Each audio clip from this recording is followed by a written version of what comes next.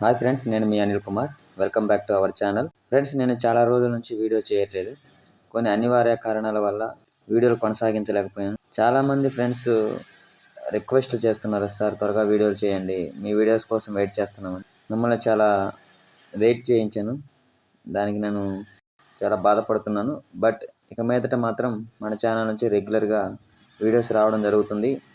అవి ఏంటి అనేది ఎలా మనము ప్లాన్ చేయాలనేది నేను వీడియో చివరిలోపు మధ్యలో చెప్తాను. కాబట్టి వీడియోని తప్పకుండా చివరి వరకు చూడండి. మీకు ఈ వీడియో ద్వారా చాలా విషయాలు మీరు నేర్చుకుంటారన్నమాట. కాబట్టి ఫ్రెండ్స్, మొదటగా చాలామంది టెట్ ఎగ్జామ్ రాసిన తర్వాత ఇలా ఫీల్ అవుతున్నారు, మాకు పేపర్ చాలా కష్టంగా వచ్చింది సార్, మేము చదివింది రాలేదు, ఇంత కష్టంగా వస్తుందని ఊహించలేదనే క్వశ్చన్స్ అడగడం జరుగుతుంది.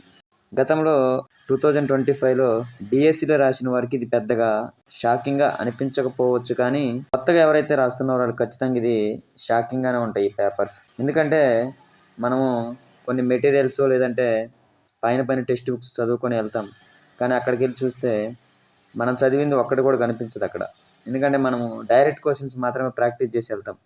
ఎన్ని ప్రాక్టీస్ చేస్తామంటే లెక్కే లేదు, కొన్ని వేలు ప్రాక్టీస్ చేసి వెళ్తాం, కానీ అక్కడ ఒక్క బిట్ కూడా మీకు యూజ్ కాదు. ఆ విషయం నాకు తెలుసు. కాబట్టి ఇక్కడ నేను ఒక విషయం మీకు క్లియర్గా చెప్పాలనుకుంటున్నాను. ఎందుకంటే మీరు రాసిన ఎగ్జామ్లో మీ ప్రిపరేషన్ ఫెయిల్ కాలేదు, అదేవిధంగా మీ ప్రిపరేషన్ వృధా కూడా కాలేదు, మీ సామర్థ్యం ఏమాత్రం తగ్గలేదు. సమస్య మీలో లేదు, కానీ పేపర్ ప్యాటర్న్ అనేది మారింది. కాబట్టి మనకి ఇది కొంచెం ఇబ్బందిగా ఉంటుంది. ముఖ్యంగా నేను ఒక పోల్ని పెట్టడం జరిగింది, అందులో ప్రతి ఒక్కరిని పాల్గొనమని చెప్పడం జరిగింది.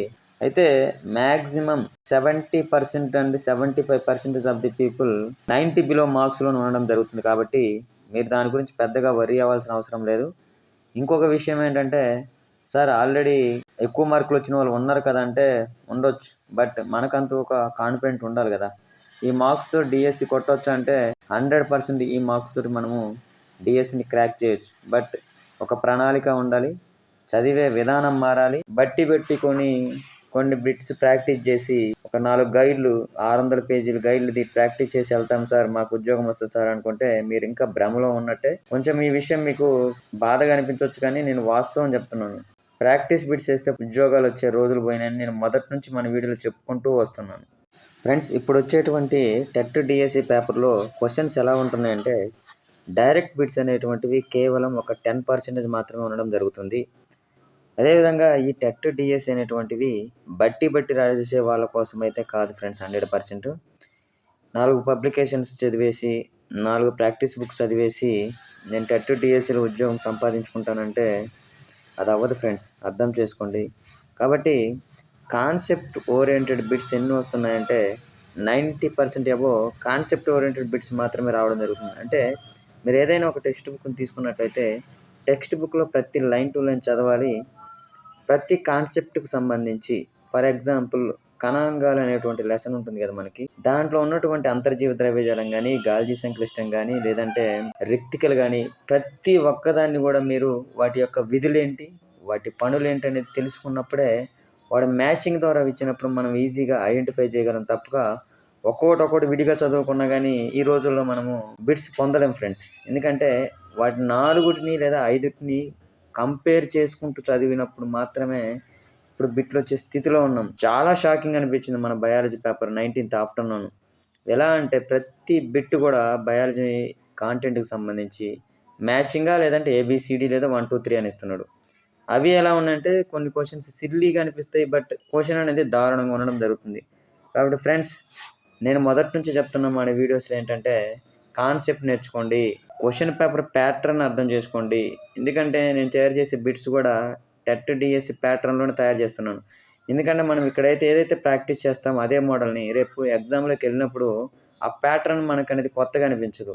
మనం ఎక్కడో చూసామనేటువంటి ప్యాటర్న్ ఉండడం ద్వారా మనం ఈజీగా క్వశ్చన్ పెట్టగలం అనమాట.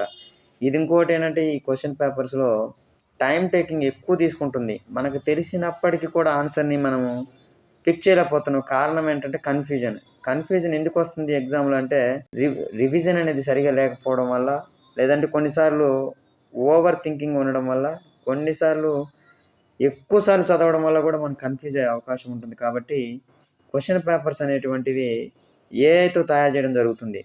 మనుషులు తయారు చేస్తే ఒకలాగా ఉంటుంది, కానీ ఎలా తయారు చేస్తున్నారంటే ఏఐకి అప్పగిచ్చేస్తున్నారు వాళ్ళు. దాన్ని ఎట్లా అంటే అట్లా క్వశ్చన్ పేపర్‌ని తయారు చేయడం జరుగుతుంది ఫ్రెండ్స్. దీన్ని నేను ఎవరిని విమర్శించడానికి నేను చెప్పట్లేదు.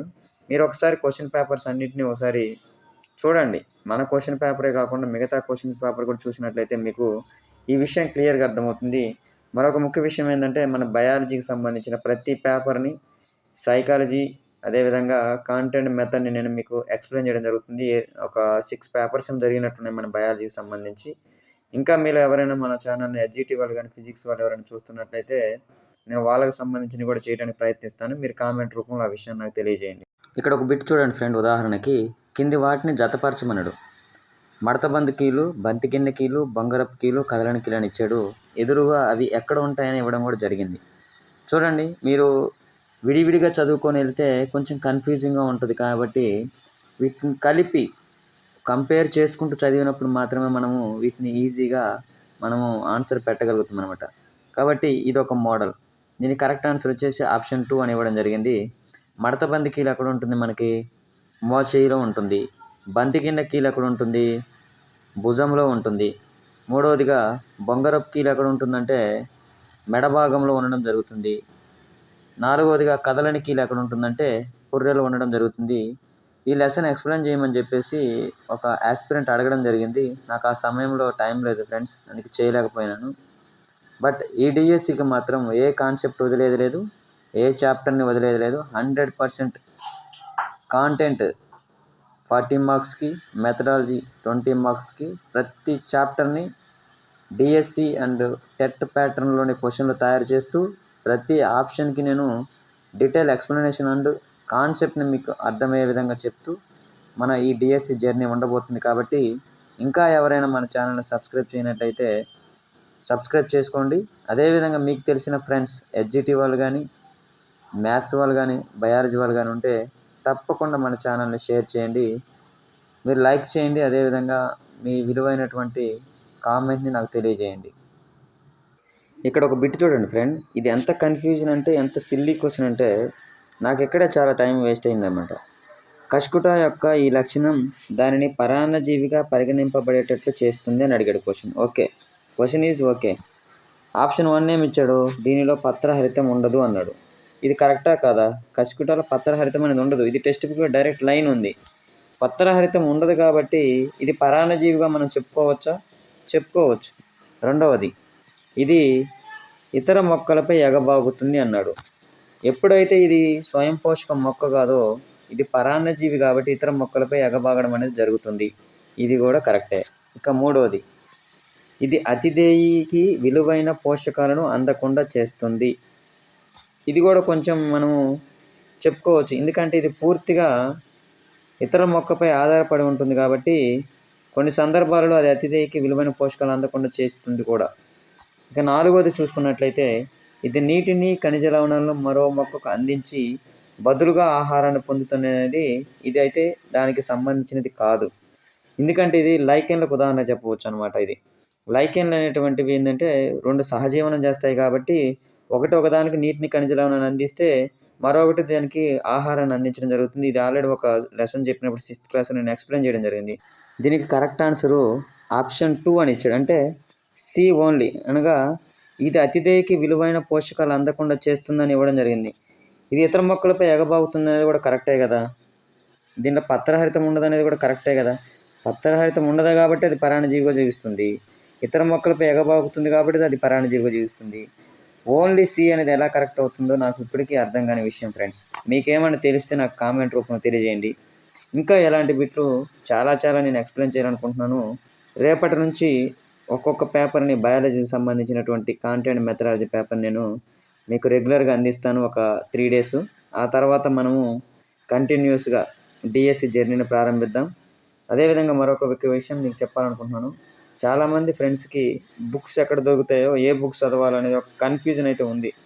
నేను డిఎస్సి నోటిఫికేషన్ వచ్చే లోపే ఏ బుక్స్ చదవాలి, ఏ బుక్స్ చదివితే మనకు సరైన స్టాండర్డ్ బుక్స్ అనుకోవచ్చు మనం. ఇంకొక విషయం ఏంటంటే నేనే బుక్స్ మీకు అరేంజ్ చేసే విధంగా నేను ప్లాన్ చేస్తున్నాను ఫ్రెండ్స్. ఇంకొకటి, మీలో ఎవరైనా కానీ మెంబర్షిప్ తీసుకోవాలంటే మెంబర్షిప్ తీసుకోండి. మీరు తీసుకున్న మెంబర్షిప్కి నేను తగిన న్యాయం చేస్తాను. అదేవిధంగా మన ఛానల్ని మాత్రం తప్పకుండా మీకు తెలిసిన ఫ్రెండ్స్కి షేర్ చేయండి. నేను ఇన్ని రోజులు వీడియోస్ చేయనందుకు నన్ను అర్థం చేసుకుంటారని అనుకుంటున్నాను. సో నెక్స్ట్ ఏమేమి చేయాలి, మన ప్లాన్ ఎలా ఉంటుంది అనేది నేను ఒక ప్యాటర్న్గా ఒక వీడియో మీకు ఇస్తాను. అదేవిధంగా నోటిఫికేషన్ ఎప్పుడు ఉండవచ్చు. ఫైనల్గా ఫ్రెండ్స్, నేను ఒక విషయం చెప్తాను. మన ఛానల్ నమ్మవచ్చా నమ్మకూడదు అనేది ఈ విషయం చెప్పిన తర్వాత మీరు నిర్ణయం తీసుకోండి. నేను సైకాలజీ మీద టెట్కి సంబంధించి ఎక్కువ చాప్టర్స్ మీద చేయడం జరిగింది. 10 చాప్టర్స్ ఏమో చేశాను, తక్కువే చేశాను. వాటిలో ఏమేమి బిట్స్ వచ్చేసారంటే నేను చెప్తాను. కేవలం నేను 1-2 పేపర్లు చూడడం జరిగింది. అదొకటి నేను రాసినటువంటి పేపరు, ఇంకొక పేపర్ చూశాను. ఒకటి నేను పెరుగుదల, వికాసం, పరిణితి మీద బిట్లు తయారు చేయడం జరిగింది విత్ ఎక్స్ప్లెనేషన్ తోటి. అందులో 2 బిట్లు వచ్చినాయి. తర్వాత వికాస సూత్రాల నుంచి నేను వీడియో చేయడం జరిగింది. అందులో ఒక బిట్ రావడం జరిగింది. వికాస దశ నుంచి 2 బిట్స్ రావడం జరిగింది. వికాస సిద్ధాంతాల్లో నేను 2 బిట్స్ చేశాను. ఒకటి వచ్చేసి నైతిక వికాస సిద్ధాంతం గురించి ఆల్రెడీ ఒకటి చేశాను, అందులో నుంచి ఒక బిట్కి రావడం జరిగింది. సిగ్మండ్ ఫ్రాయిడ్ మనోలైంగిక వికాస సిద్ధాంతం గురించి చేశాను, అందులో నుంచి ఒక బిట్ రావడం జరిగింది. రక్షక తంత్రాల నుంచి కూడా నేను కొంచెం ఎక్స్ప్లెయిన్ చేయడం జరిగింది. అందులో ముఖ్యంగా ప్రక్షేపణం గురించి కూడా నేను చాలా ఎక్స్ప్లెయిన్ చేశాను, అందులో నుంచి ఒక బిట్ రావడం జరిగింది. నాయకత్వం గురించి డీటెయిల్గా ఎక్స్ప్లెయిన్ చేశాను, నాయకత్వం నుంచి ఒక బిట్ రావడం జరిగింది. ప్రజ్ఞ రకాలు అంటే బహుళ ప్రజ్ఞ సిద్ధాంతాన్ని ఎవరు ప్రతిపాదించారనే దాని గురించి కూడా రకాల గురించి చెప్పాను, అందులో నుంచి ఒక బిట్ రావడం జరిగింది. అభ్యసన ఇబ్బందులు డిస్లెక్సియా, డిస్ఫేసియా గురించి చెప్పడం జరిగింది, డైరెక్ట్ బిట్ రావడం జరిగింది. అదేవిధంగా అభ్యసనం మదింపు బుక్ చదవండి అని చెప్పడం జరిగింది, అందులో నుంచి దాదాపుగా 3 to 6 బిట్స్ రావడం జరిగింది. అదేవిధంగా ఇలా చెప్పుకుంటూ పోతే ఫ్రెండ్స్, నేను టచ్ చేసినటువంటి ప్రతి చాప్టర్ నుంచి కూడా బిట్లు రావడం జరిగింది ఫ్రెండ్స్. ఇది మన ఛానల్ యొక్క స్ట్రెంగ్త్. కాబట్టి నేను చేయబోయేటువంటి నెక్స్ట్ డిఎస్సి వీడియోలు డిఎస్సికి తగిన విధంగానే ఉంటాయి. నమ్మకంతో ఎవరైతే నా ఛానల్ని ఫాలో అవుతున్నారో వాళ్ళకి ఖచ్చితంగా తగిన ఫలితాలు అనేటువంటి రాబోయే డిఎస్సిలో జరగబోతుంది. కాబట్టి మీ యొక్క కామెంట్ని, మీరు రాసినటువంటి ఎగ్జామ్లో నేను చేసినటువంటి చాప్టర్స్ నుంచి వచ్చాయా రాలేదా కామెంట్ రూపంలో తెలియజేయండి. ఇంకా ఎవరైనా మన పాత సైకాలజీ వీడియోలు చూడనట్లయితే ఒక్కసారి చూసి మీరు కామెంట్ చేయండి. సో ఫ్రెండ్స్, ఇంతవరకు నా ఛానల్లో నుంచి వీడియో వెయిట్ చేసినటువంటి ప్రతి ఆస్పిరెంట్కి, ప్రతి ఫ్రెండ్కి నేను ప్రత్యేకంగా ధన్యవాదాలు తెలియజేస్తున్నాను. అదేవిధంగా నేను దాదాపుగా 15 రోజుల గ్యాప్ తీసుకోవడం జరిగింది ఫ్రెండ్స్. కొన్ని చాలా క్రిటికల్ పరిస్థితుల్లో నేను తీసుకోవడం జరిగింది ఫ్రెండ్స్. ఇప్పుడు కూడా నేను హడావుడిగానే చేస్తున్నాను ఈ వీడియో మీకోసం, ఎందుకంటే రిక్వెస్ట్లు చాలా వస్తున్నాయి, వాళ్ళని ఇబ్బంది పెట్టకూడదనే ఉద్దేశంతో నేను చేస్తున్నాను. బట్ మన ఛానల్ నుంచి రెగ్యులర్గా ఇక మీదట వీడియోలు రావడం జరుగుతుంది. కాబట్టి ఈ వీడియోని చివరి వరకు చూసినందుకు ధన్యవాదాలు. అదేవిధంగా నా వీడియోస్ కోసం ఎదురు చూసినందుకు ప్రతి ఒక్కరికి ధన్యవాదాలు. మీకు నచ్చితే లైక్ చేయండి, షేర్ చేయండి, సబ్స్క్రైబ్ చేయండి. Until then, see you next video.